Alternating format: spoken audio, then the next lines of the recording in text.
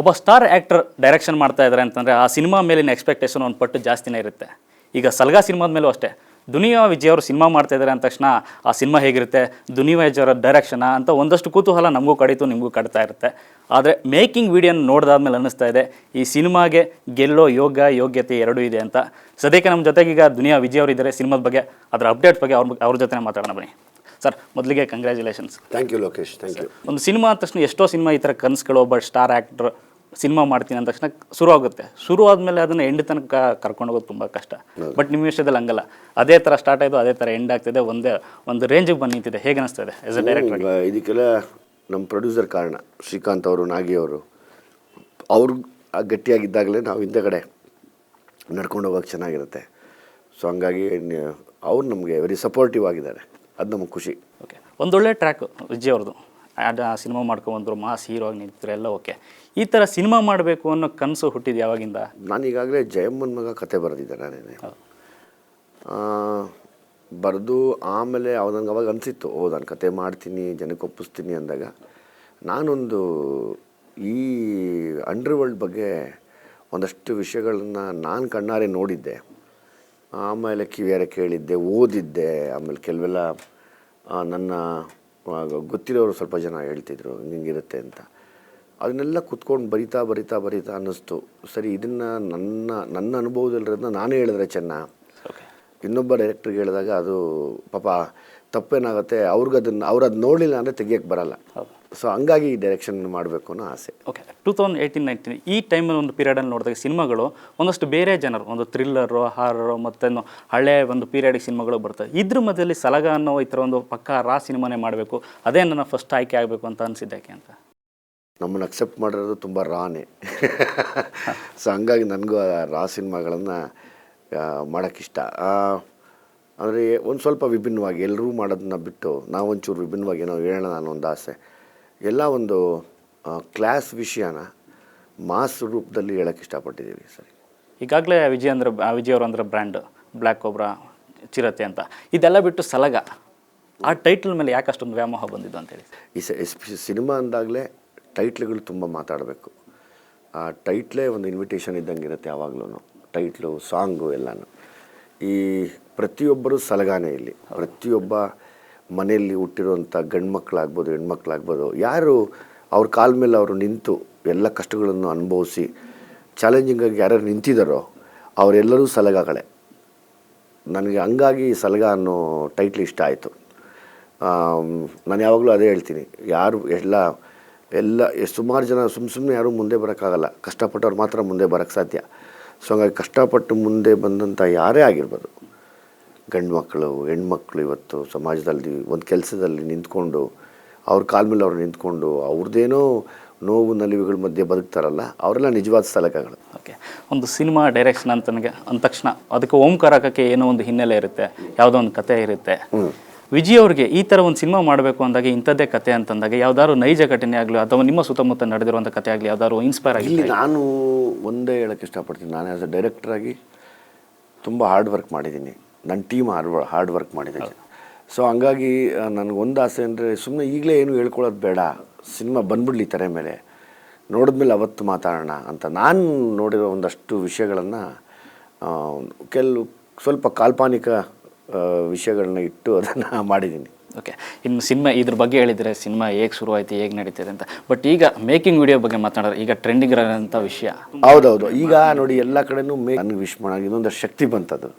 But ನಿಜಕ್ಕೂ ಅಷ್ಟೇ, ಈಗ ನಾವು ಸಿನಿಮಾ ಗೊತ್ತಿರೋರು ಅಷ್ಟೇ, ಗೊತ್ತಿರೋರು ಅಷ್ಟೇ, ಆ ಮೇಕಿಂಗ್ ವಿಡಿಯೋ ನೋಡಿದಾಗ ಇದೇನೋ ಒಂದು ಹೊಸ್ತನ ಇದೆ ಸಿನಿಮಾದಲ್ಲಿ ಅನ್ನೋ ಎದ್ದು ಕಾಣಿಸ್ತಾ ಇದೆ. ಹೌದು, ಆ ಒಂದು ಈ ಬ್ಲೆಂಡ್ ಮಾಡಿರೋದು ಯಾಕೆಂದರೆ ಫಸ್ಟ್ ಒಂದು ಮೋಷನ್ ವಿಡಿಯೋ ಬಿಡ್ತೀರಾ, ಹೌದು, ಸಲಗದಲ್ಲ, ಅಲ್ಲೂ ಕೂಡ ರಾಮ ರಾವಣ ಒಂದು ಕತೆ ಹೇಳ್ಕೊ ಬರುತ್ತೆ. ಈಗ ಮೇಕಿಂಗ್ ವಿಡಿಯೋ ಬಿಟ್ಟರೆ ಎರಡಕ್ಕೂ ಎಲ್ಲೋ ಒಂದು ಸಖತ್ತಾಗಿರೋ ಒಂದು ಕತೆ ಅನ್ನೋದು ಸೃಷ್ಟಿಯಾಗುತ್ತೆ. ಆ ಕತೆಗೆ ನೀವು ಯಾವ ರೀತಿ ಒಂದು ಪ್ರಿಪ್ರೇಷನ್ ಮಾಡ್ಕೊಂಡಿದ್ರಿ ಅಂತೇಳಿ? ಪ್ರಿಪ್ರೇಷನ್ ಅಂದರೆ ಈಗ ನಾನು ಈಗಾಗಲೇ ಮೇಕಿಂಗ್ ವೀಡಿಯೋಸ್ ನೋಡಿ ಎಲ್ಲರೂ ಮಾತಾಡ್ತಾ ಇದ್ದಾರೆ, ಯಾರು ಕೇಳ್ತಾ ಇದ್ದಾರೆ, ಅದು ನಾನು ನೋಡಿರೋ ಪಾತ್ರಗಳದ, ಅದನ್ನು ನಾವು ಎಲ್ಲಿ ಬರ್ಕೊಂಡ್ವಿ, ಅದು ನಮಗೆ ಸಪೋರ್ಟಿವ್ ಆಯಿತು ತುಂಬಾ. ಓಕೆ, ಒಂದು ಕ್ರಿಯೇಟ್ ಮತ್ತು ಪ್ಲ್ಯಾನ್ ಮಾಡಿ ಸ್ಕೆಚ್ ಮಾಡೋದೇ ಬೇರೆ, ಬಟ್ ರಾ ಆಗಿ ನ್ಯಾಚುರಲ್ ಮಾಡೋದು ಬೇರೆ. ಈ ಮೇಕಿಂಗ್ ವಿಡಿಯೋದಲ್ಲಿ ಅದೇ ಎಷ್ಟಾಗುತ್ತೆ, ಯಾಕಂದರೆ ಅದೇ ಥರ ಸ್ಲಮ್ ಏರಿಯಾಗಳು ಆ ಥರ ಎಲ್ಲ ಹುಡುಕ್ ಮಾಡಿದ್ದು. ಯಾವ ರೀತಿ ರಿಸರ್ಚರ್ ಆ ಜಾಗಗಳು, ಆ ಕ್ಯಾರೆಕ್ಟರ್ಗಳು, ಈ ಕೆಂಡ ಅಂತ ಹೇಳಿದ್ರೆ ಅವ್ರ ಗೆಟಪ್ಪೇ ಒಂದು ಅದ್ಭುತ ಅನಿಸುತ್ತೆ, ಶೆಟ್ಟಿ ಅಂತ ಬರುತ್ತೆ. ಈ ಸುದಿ ಅವ್ರು ನೋಡ್ಬೋದು ಮೇಕಿಂಗ್ ವಿಡಿಯೋ ಅವ್ರದ್ದು ಒಂದು ಹೈಲೈಟ್ ಎಲ್ಲ ಕಡೆ ಟಿಕ್ ಟಾಕ್ ಆಗ್ತಾರೆ. ಯಾವ ಥರ ಸರ್ ಅದು ಪ್ಲಾನ್ ಮಾಡಿದ್ದು ಅಂತ? ಅದು ಆ್ಯಕ್ಚುಲಿ ನಾವು ಒಂದೊಂದು ಬರುವಂಥ ಒಂದೊಂದು ಪಾತ್ರಗಳು ಏನೋ ವಿಶೇಷ ಸಮ್ಟೈಮ್ಸ್ ಇದೆಲ್ಲ ಇದು ಕರೆಕ್ಟು ಅಂತ ಮಾತಾಡ್ಕೊಂಡೆಲ್ಲ ಮುಂದೆ ನುಗ್ಗಿದ್ದೀವಿ. ಸೊ ಹಂಗಾಗಿ ನಮಗೆ ಖುಷಿ ಅದು, ಯಾಕಂದರೆ ಮೇಯ್ನು ತಂಡ ಚೆನ್ನಾಗಿರ್ಬೇಕು, ಟೀಮ್ ಚೆನ್ನಾಗಿದ್ದಾಗಲಿ ಏನನ್ನ ನಾವು ತೋರ್ಸೋಕ್ಕೆ ಸಾಧ್ಯ, ಇಲ್ಲಾಂದರೆ ಆಗಲ್ಲ. ಅದನ್ನು ಮೀರಿ ನಮ್ಮ ಎಡಿಟರ್ ದೀಪು ಅವರ ಒಬ್ಬರು ರೈಟ್ ಹ್ಯಾಂಡ್ ಇದ್ದಾರೆ ಅಶೋಕ್ ಅಂತ, ಅವರೆಲ್ಲರ ಸಪೋರ್ಟ್ ಚೆನ್ನಾಗಿದೆ ನನಗೆ. ಓಕೆ, ನೀವು ಆ್ಯಸ್ ಅ ಡೈರೆಕ್ಟರ್ಗೆ ಈಗ ಫೀಲ್ಡಿಗೆ ಬಂದಾಗ ಅಥವಾ ಕ್ಯಾಮ್ರಾ ಹಿಂದೆ ನಿಂತಾಗ ಫಸ್ಟ್ ಸೀನ್ ಯಾವುದು ಸರ್? ದೇವ್ರಿಗೆ ಫಸ್ಟ್ ಸೀನು ಆ್ಯಕ್ಷನ್ ಹೇಳಿದ್ದು.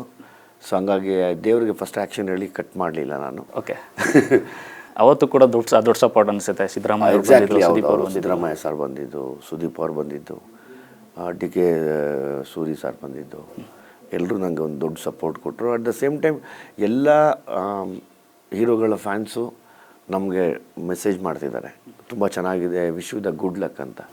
ಸೊ ಹಂಗಾಗಿ ನಾನು ಎಲ್ಲ ಹೀರೋ ಫ್ಯಾನ್ಸ್ಗೂ ಚಿರಋಣಿ ಆಗಿದ್ದೀನಿ. ಎಲ್ಲ ಫ್ಯಾನ್ಸು ವಿಶ್ ಮಾಡಿದ್ದಾರೆ, ಒಳ್ಳೇದಾಗಲಿ ಸರ್, ನಿಮಗೆ ಒಳ್ಳೇದಾಗಲಿ ಅಂತ. ಅದಕ್ಕಿಂತ ಇನ್ನೇನು ಬೇಕು ನನಗೆ? ಈಗ ಅಷ್ಟೇ, ಈ ಸಲಗದಿಂದ ಒಂದೊಳ್ಳೆ ಅನುಭವ, ಒಂದೊಳ್ಳೆ ಜರ್ನಿ ಸಿಕ್ಕಿದೆ.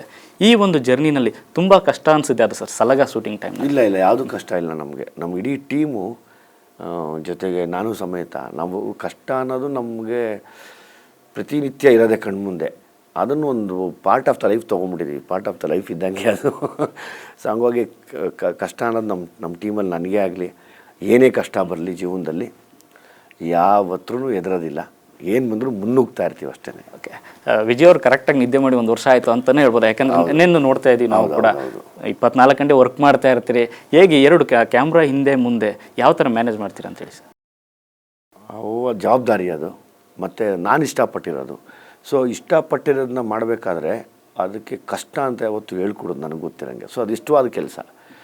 ಆಲ್ಮೋಸ್ಟ್ ಎಲ್ಲರೂ ನಿದ್ದೆ ಮಾಡಿ ಸರಿಯಾಗಿ 1 ವರ್ಷ ಆಗಿದೆ. ಸಲಗದಲ್ಲಿ ವಿಜಯ್ ಅವ್ರದ್ದು ನೆಗೆಟಿವ್ ಇರುತ್ತಾ ಪಾಸಿಟಿವ್ ಇರುತ್ತಾ ಆ ಶೇಡ್ಸ್? ಯಾಕಂದ್ರೆ ನಾನು ಹೇಳಲ್ಲ, ಸೋಷಿಯಲ್ ಮೀಡಿಯಾದಲ್ಲಿ ಕೆಂಡವ್ರ ಬಗ್ಗೆ ಬರೀತೀರಾ ಅಥವಾ ಶೆಟ್ಟಿಯವ್ರ ಬಗ್ಗೆ ಬರೀತೀರಾ, ಎಲ್ಲರೂ ಆಸ್ ಅ ಲೀಡರ್ ಆಗಿ ಅದು ಮಾಡೋದು ಒಳ್ಳೆ ಗುಡ್ ವಿಷಯ. ಅದ್ರ ಜೊತೆಗೆ ನಿಮ್ಮ ವಿಚಾರನ ಎಲ್ಲೂ ಬಿಟ್ಕೊಡ್ತಲ್ಲ ನಿಮ್ಮ ಕ್ಯಾರೆಕ್ಟರ್ ಬಗ್ಗೆ. ಅದು ತೆರೆ ಮೇಲೆ ನೋಡಿ ಎಂಜಾಯ್ ಮಾಡಲಿ ಅಂತ. ಓಕೆ, ಅದೊಂದಕ್ಕೆ ಸುಮ್ಮನಿದ್ದೀನಿ. ಹಿಂದಿನ ಸಿನಿಮಾಗಳಿಗಿಂತ ಏನಾದರೂ ಡಿಫ್ರೆಂಟ್ ಆಗಿ? ಇಲ್ಲಪ್ಪ, ನಾವು ನೋಡಿ ಸಿನಿಮಾ ಅನ್ನೋದು ಆಲ್ಮೋಸ್ಟ್ ವರ್ಷಾನುಗಟ್ಟಲೆ ಇರೋದ್ರಿಂದ ಹೊಸದೇನೂ ಮಾಡೋಕ್ಕೆ ಆಗಲ್ಲ. ಇರೋ ವಿಷಯನೇ ನೀಟಾಗಿ ಜನಗಳಿಗೆ ಕನ್ವೆ ಮಾಡಿದ್ರೆ ಅಷ್ಟೇ ಸಾಕು. ಹೊಸದು ಅಂತ ಎಲ್ಲ ಮಾಡಿಬಿಟ್ಟಿದ್ದಾರೆ, ಯಾವುದು ಮಾಡೋವಂಥದ್ದು ಯಾವುದೂ ಇಲ್ಲ. ಇರೋ ವಿಷಯನ, ನಾವು ಅಂದ್ಕೊಂಡಿರೋ ವಿಷಯನ ಕರೆಕ್ಟಾಗಿ ಮನಸ್ಸಿಗೆ ಮುಟ್ಟಿಸಿದ್ರೆ ಅದು ಖಂಡಿತವಾಗ್ಲೂ ಒಳ್ಳೇದಾಗತ್ತೆ. ಇನ್ನು ಡಾಲಿ ಅವರು ನಿಮ್ಮ ಜೊತೆ ಸಾಥ್ ಕೊಟ್ಟು ತಮ್ಮಂತರ ಜೊತೆಗೆ ಕೂತ್ಕೊಂಡು ಅವರು ಕೂಡ ಎಕ್ಸೈಟ್ ಆಗಿದ್ರೆ ಸಿನಿಮಾ ಬಗ್ಗೆ. ಹೌದು, ಅವ್ರ ಕ್ಯಾರೆಕ್ಟ್ರು ಮತ್ತು ನಿಮ್ಮದೊಂದು ನಂದು ಡಾಲಿದು ಒಳ್ಳೆ ಜುಗಲ್ ಬಂದಿರುತ್ತೆ, ನೋಡೋರಿಗೆ ಖುಷಿ ಕೊಡುತ್ತೆ. ಡಾಲಿ ಆಫ್ಟರ್ ಟಗರು, ಡಾಲಿ ಎಲ್ಲ ಇಲ್ಲಿ ಸಾಮ್ರಾಟ್ ವಿಜಯ್ ಆಗಿರ್ತಾರೆ. ಸೊ ಹಂಗಾಗಿ ಒಂದು ಏನು ಹೇಳ್ತಾರೆ, ಡಿಸಿಪ್ಲಿನ್ಡ್ ಕಾಪ್ ಅಂತಾರಲ್ಲ, ಪ್ರಾಮಾಣಿಕವಾದ ಒಬ್ಬ ಪೊಲೀಸ್ ಅಧಿಕಾರಿ, ಅದರಲ್ಲಂತೂ ಮಿಂಚಿಬಿಟ್ಟಿದ್ದಾರೆ ಅವರು. ಅದು ಖುಷಿ ನನಗೆ ನೋಡೋದಕ್ಕೆ. ಸಾಮ್ರಾಟ್ ಅಂದ ತಕ್ಷಣ ಇನ್ನೊಂದು ನೆನಪಾಯಿತು, ಆತ ಮಗನ ಹೆಸರು ಕೂಡ ಹೌದು. ಇನ್ನೊಂದು ವಿಷಯಕ್ಕೆ ಕೇಳ್ಪಟ್ಟಂಗೆ ಸಾಮ್ರಾಟ್ ಅವರು ಕೂಡ ತಮ್ಮ ಬಿಡುವಿನ ಸಮಯದಲ್ಲಿ ಡೈರೆಕ್ಷನ್ ಟೀಮಲ್ಲಿ ವರ್ಕ್ ಮಾಡ್ತಾ ಇದ್ದಾರೆ. ಕರೆಕ್ಟ್, ಹೌದು. ಸಾಮ್ರಾಟ್ ಕೂಡ ನಮ್ಮ ಅವನ ಬಿಡುವಿನ ಸಮಯದಲ್ಲಿ ನಮ್ಮ ಡೈರೆಕ್ಷನ್ ಟೀಮಲ್ಲಿ ಹೆಲ್ಪ್ ಮಾಡ್ತಾನೆ. ಸೊ ಹಂಗಾಗಿ ಅವನಿಗಿರೋ ಇಂಟ್ರೆಸ್ಟ್ ಈ ವಯಸ್ಸಲ್ಲೇ ನನಗೆ ಖುಷಿ ಆಗುತ್ತೆ. ಯಾಕಂದರೆ ನಮಗೆಲ್ಲ ಬ್ರೇಕ್ ಸಿಕ್ಕಿದೆ 32 ವರ್ಷ ಆಯಿತು, ಅವ್ನಿಗಿನ್ನ ಒಂದು 13-14 ವರ್ಷ ಈಗಲೇ ಅವನಿಗೆ ಅದು ಸಿಕ್ಕಿದೆ. ಅಂದರೆ ಅದ್ರ ಮೇಲೆ ಇಂಟ್ರೆಸ್ಟ್ ಇದೆ. ಅದು ನೋಡಿ ನಮ್ಮ ಇಡೀ ಟೀಮ್ಗೆ ಖುಷಿ. ಸೊ ಲಾಸ್ಟ್ ಅಸಿಸ್ಟೆಂಟ್ ಡೈರೆಕ್ಟರ್ ಅವನೇ ಆಗಿರ್ತಾನೆ ಇದರಲ್ಲಿ. ನಿಮ್ಮ ಫಸ್ಟ್ ಡೈರೆಕ್ಷನ್ ಸಿನಿಮಾದಲ್ಲಿ ಅವ್ರಿಗೊಂದು ಪಾತ್ರ ಕೊಡಬೇಕು ಅಂತ ಏನಾದರೂ ಅನಿಸುತ್ತಾ ಆ ಥರ? ಇಲ್ಲಾಂದರೆ ಈ ಕಥೆಯಲ್ಲಿ ಎಲ್ಲರೂ ಅವನ ತರಕ್ಕೆ ಆಗ್ತಿರ್ಲಿಲ್ಲ. ಓಕೆ, ಸೊ ಹಂಗಾಗಿ ನಾನು ಯಾವಾಗ್ಲೂ ಕ್ಯಾರೆಕ್ಟರ್ಸು ಅಂದಾಗ ಯಾರ್ಯಾರು ಸೂಟ್ ಆಗ್ತಾರೋ ಅವರೇ ಮಾಡೋದು ಚೆನ್ನಾಗಿ ಹೊರತು ನಮಗೆ ಗೊತ್ತಿರೋರು, ನಮ್ಮ ಫ್ರೆಂಡ್ಸು, ನಮ್ಮ ಯಾರೋ ಸಂಬಂಧಿಕರು ಅಥವಾ ಇನ್ಯಾರೋ ಒಬ್ಬರು ಫ್ರೆಂಡ್ಸು ಆ ಥರ ಎಲ್ಲ ಇಲ್ಲ. ಯಾರು ಸೂಟ್ ಆಗ್ತಾರೋ ಅದು ಯಾರಾದರೂ ಸರಿ ಅವ್ರು ಮಾಡಬೇಕು. ಓಕೆ, ಜಯಮನ್ ಮಗ ಕತೆ ಆಯಿತು, ಸಲಗ ಡೈರೆಕ್ಷನ್ ಆಯಿತು, ಜೊತೆ ಇದರಲ್ಲೇ ಸಲಗದಲ್ಲೇ ಮತ್ತೆ ಒಂದು ಸಾಂಗ್ ಬರೀತಾ ಇದ್ದೀರಿ. ಇಲ್ಲ, ಅದು ಒಂದು ಇಲ್ಲ, ನಾನು ಅಷ್ಟೊಂದು ಏನು ಸಾಹಿತ್ಯ ತುಂಬ ಓದ್ಕೊಂಡಿಲ್ಲ, ತಕ್ಕ ಮಟ್ಟಿಗೆ ಓದಿದ್ದೀನಿ. ಈ ಸಿನಿಮಾಗೆ ಸ್ಪೆಷಲಿ ಈ ಸಲಗ ಕತೆಗೆ ಒಂದು ಸಾಂಗ್ನ ನಾನೇ ಸುಮ್ಮನೆ ಕೂತ್ಕೊಂಡು ಆ ಕತೆ ಮಾಡ್ತಾ ಒಂದಷ್ಟು ಲೈನ್ ಬರ್ಕೊಂಡು, ಅದ್ರ ಜೊತೆಗೆ ನನ್ನ ಜೊತೆಗೆ ನವೀನ್ ಸಜ್ಜು ಇದ್ದರು, ಆಮೇಲೆ ಕಿರಣ್ ಅಂತ ಒಬ್ಬ ಸ್ನೇಹಿತ ಇದ್ದಾನೆ, ಇನ್ನೊಂದಿಬ್ಬರು 3 ಸ್ನೇಹಿತರು ಕೂತ್ಕೊಂಡು ಇದನ್ನು ಸಾಂಗ್ ಮಾಡಿದ್ರೆ ಹೆಂಗಿರುತ್ತೆ ಅಂದರು. ಚೆನ್ನಾಗಿರುತ್ತೆ ಅಂದರು. ಸೊ ಹಂಗಾಗಿ ಆ ಸಾಂಗ್ ಹೆಸರೇ ಸೂರ್ಯಣ್ಣ ಅಂತ. ಓಕೆ, ಸೂರ್ಯಣ್ಣ ಯಾಕೆ? ಸೂರ್ಯಣ್ಣ ಪಾತ್ರ ಹಂಗೆ ಇದೆ. ಸೊ ಹಂಗಾಗಿ ಸೂರ್ಯಣ್ಣ ಅಂತ ಹಾಡನ್ನ ಮಾಡಿದ್ದೀವಿ. ಸೂರ್ಯಣ್ಣ ಹಾಡು ನನಗೆ ಗೊತ್ತಿರೋ 100% ತುಂಬ ದೊಡ್ಡ ಹಿಟ್ಟಾಗುತ್ತೆ. ಆಂಟನಿ ದಾಸ್ ಹಾಡಿರೋಂಥ ಸಾಂಗ್. ಹೌದು, ಆಂಟನಿ ದಾಸ್ ಅವರೇ ಹಾಡಿ ಅವರೇ ಅದನ್ನು ಟಿಕ್ಟಾಕ್ ಮಾಡಿ ಕಳಿಸ್ಬಿಟ್ಟಿದ್ದಾರೆ. ಚೆನ್ನಾಗಿದೆ ಸರ್, ನನಗೆ ಟಗರು ಆದಮೇಲೆ ಇದೇ ಸಾಂಗ್ ನಂಗೆ ತುಂಬ ಮಜಾ ಕೊಡ್ತು ಹಾಡಿರೋದು ಅಂತ ಅದನ್ನು ಅವ್ರು ಕಳಿಸಿದ್ದಾರೆ. ಅದನ್ನು ಆದಷ್ಟು ಜಲ್ದಿ ಇನ್ನೇನು ವೆರಿ ಶಾರ್ಟ್ಲಿ ಅದನ್ನು ರಿಲೀಸ್ ಮಾಡ್ತೀವಿ. ಇನ್ನು ಡೈಲಾಗ್ಸ್ ವಿಚಾರದಲ್ಲಿ ಈಗ ಮೇಕಿಂಗ್ ವಿಡಿಯೋದಲ್ಲೇ ಒಂದು ಸುದಿ ಅವರ ಒಂದು ಚಿಕ್ಕ ಜಲಕ್ಕೆ ಈಗ ಟಿಕ್ಟಾಕಲ್ಲಿ ಒಳ್ಳೆ ಒಂದು ಹವಾ ಕ್ರಿಯೇಟ್ ಮಾಡಿದೆ ಅಂತೆ. ಸಿನಿಮಾದಲ್ಲಿ ನಿಮ್ಮ ಡೈಲಾಗ್ಸ್ ಯಾವ ರೀತಿ ಕಾಣ್ಬೋದು? ಚೆನ್ನಾಗಿದೆ. ಮಾಸ್ತಿ ಅವ್ರ ಡೈಲಾಗ್ ಅಂದರೆ ಈಗಾಗಲೇ ಎಲ್ಲರಿಗೂ ಗೊತ್ತು. ತುಂಬ ವಿಷಯನ ಒಂದು ಲೈನಲ್ಲಿ ಹೇಳೋದಿದೆಯಲ್ಲ, ಅದು ತುಂಬ ಕಷ್ಟ. ಅದು ಎಲ್ರಿಗೂ ಬರಲ್ಲ. ಆ ಒಂದು ಜಾಣ್ಮೆ, ಶಕ್ತಿ ಮತ್ತು ಆ ಥರ ಒಂದು ಏನು ಹೇಳ್ತಾರೆ, ಲೈಕ್ ಎಷ್ಟೋ ವಿಷಯನ ಚಿಕ್ಕದಲ್ಲಿ ಹೇಳುವಂಥ ಕೆಪಾಸಿಟಿ ಇರುವಂಥ ರೈಟ್ರು ಮಾಸ್ತಿ. ಒಂದು ಲೈನಲ್ಲೇ ತುಂಬ ವಿಷಯಗಳನ್ನ ಹೇಳಿಸಿ ಮರೆಸಿ ನಗಿಸಿ ಅಳಿಸಿ ಎಲ್ಲವನ್ನೂ ಮಾಡುವಂಥ ಶಕ್ತಿ ಮಾಸ್ತಿಗಿದೆ. ಸಲಗದ ಒಂದು ಮೇಕಿಂಗ್ ನೋಡಿದಾಗ ಅಥವಾ ಸಲಗ ಸಿನಿಮಾದ ಪೋಸ್ಟ್ ಇಂದ ಹಿಡಿದು ಎಲ್ಲಗೊಂದು ಪರ್ಫೆಕ್ಷನಿಸಮ್ ಕಾಣಿಸುತ್ತೆ. ಒಂದು ರೀತಿ ಕಲ್ಟ್ ಜಾನರು, ಒಂದು ಹೊಸತನದ ಒಂದು ಸಿನಿಮಾ ಅಂತ ಕಾಣಿಸುತ್ತೆ. ಈ ಸಿನಿಮಾನ ಯಾಕೆ ಬೇರೆ ಭಾಷೆಗಳಲ್ಲಿ ಮಾಡೋಕ್ಕೆ ಹೋಗ್ಬಾರ್ದು ಅಂತೇಳಿ? ಇಲ್ಲ, ನನಗೆ ಬೇರೆ ಭಾಷೆ ಮಾಡಬಾರ್ದು ಅಂತೇನಿಲ್ಲ. ನಮ್ಮ ಪ್ರೊಡ್ಯೂಸರ್ ಈಗಲೂ ರೆಡಿ ಅವರು. ನಾವು ಪ್ಯಾನ್ ಇಂಡಿಯಾ ಬೇಕಾದ್ರೆ ಮಾಡ್ಬೋದು ನೋಡಿ ಅಂತ. ನನ್ನ ಆಸೆ ಏನಂದರೆ ನಮ್ಮ ಕನ್ನಡದಲ್ಲಿ ಫಸ್ಟ್ ಈ ಸಿನಿಮಾನ ಮಾಡಿ ಅದಾದಮೇಲೆ ಅದೆಲ್ಲ ದೈವೇಚ್ಛೆ ಆಗಲಿ, ಒಳ್ಳೇದಾಗತ್ತೆ ಕೂಡ. ಸೊ ಅದಕ್ಕೋಸ್ಕರ ವೆಯ್ಟ್ ಮಾಡ್ತಾಯಿದ್ದೀನಿ ಅಷ್ಟೇ. ನಮ್ಮ ಪ್ರೊಡ್ಯೂಸರ್ ಎಲ್ಲರಿಗೂ ಫ್ರೀ, ಏನು ಬೇಕಾದ್ರೂ ಮಾಡಿ ಸರ್ ನೀವು ಅಂತ. ಓಕೆ, ಇತ್ತೀಚೆಗೆ ಕನ್ನಡದಲ್ಲಿ ಪ್ಯಾನ್ ಇಂಡಿಯಾ ಸಿನಿಮಾಗಳು ಪ್ಯಾನ್ ಇಂಡಿಯಾ ಅನ್ನೋ ಮಾತು ಜಾಸ್ತಿ ಬರುತ್ತೆ. ಆ ಒಂದು ಬೆಳವಣಿಗೆ ಬಗ್ಗೆ ಈಗ ಅದು ತುಂಬ ಒಳ್ಳೆ ಬೆಳವಣಿಗೆ. ಯಾಕೆಂದರೆ ನಾವೆಲ್ಲ ಬೇರೆ ಭಾಷೆನ ಇಲ್ಲಿ ನೋಡ್ತಿದ್ವಿ, ಅಯ್ಯೋ ನಮ್ಮ ಭಾಷೆ ಎಲ್ಲೂ ಹೋಗ್ಲಿಲ್ವೇ, ಇದೆಲ್ಲೋ ಬಾರ್ಡ್ರ್ ಕೂಡ ದಾಟ್ಲಿಲ್ವೇ. ಈ ಕಡೆ ಹೈದರಾಬಾದ್ ಬಾರ್ಡ್ರ್ ಆಗ್ಬೋದು, ಈ ಕಡೆ ತಮಿಳ್ನಾಡು ಬಾರ್ಡ್ರ್ ಆಗ್ಬೋದು, ಅಥವಾ ಇನ್ನೆಲ್ಲೋ ಬಾಂಬೆ ಬಾರ್ಡ್ರ್ ಆಗ್ಬೋದು, ದಾಟಕ್ಕೆ ಆಗ್ತಿಲ್ವಲ್ಲ ಅಂತ ಸುಮಾರು ವರ್ಷದಿಂದ ನೊಂದಿದ್ವಿ ನಾವೆಲ್ಲನೂ.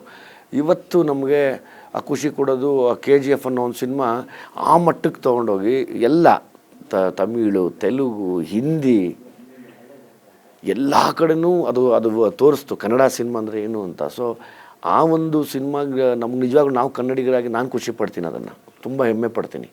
ವಾವ್, ಅಷ್ಟು ದೊಡ್ಡ ಮಟ್ಟಕ್ಕೆ ಹೋಯ್ತಲ್ಲ ನಮ್ಮ ಕನ್ನಡ ಸಿನಿಮಾ ಅಲ್ವಾ ಅಂತ. ಹಂಗೆ ನಮ್ಮ ಕನ್ನಡ ಸಿನಿಮಾ ಎಲ್ಲ ಕಡೆನೂ ಹೋಗಲಿ ಅನ್ನೋ ಆಸೆ ನನಗೆ. ಎಲ್ಲ ಕಡೆನೂ ಹೋಗಲಿ, ಎಲ್ಲ ಸ್ಟೇಟಲ್ಲೂ ಬರಬೇಕು. ನಾವು ಹೆಂಗೆ ಬೇರೆ ಹೀರೋಗಳ ಸಿನಿಮಾ ನೋಡ್ತಿದ್ವು ಹಂಗೆ ನಮ್ಮ ಹೀರೋಗಳ್ದೆಲ್ಲ ಸಿನಿಮಾ ಅಲ್ಲಿ ನೋಡಿ ಎಂಜಾಯ್ ಮಾಡಬೇಕು ಅನ್ನೋ ಆಸೆ ನನಗೆ.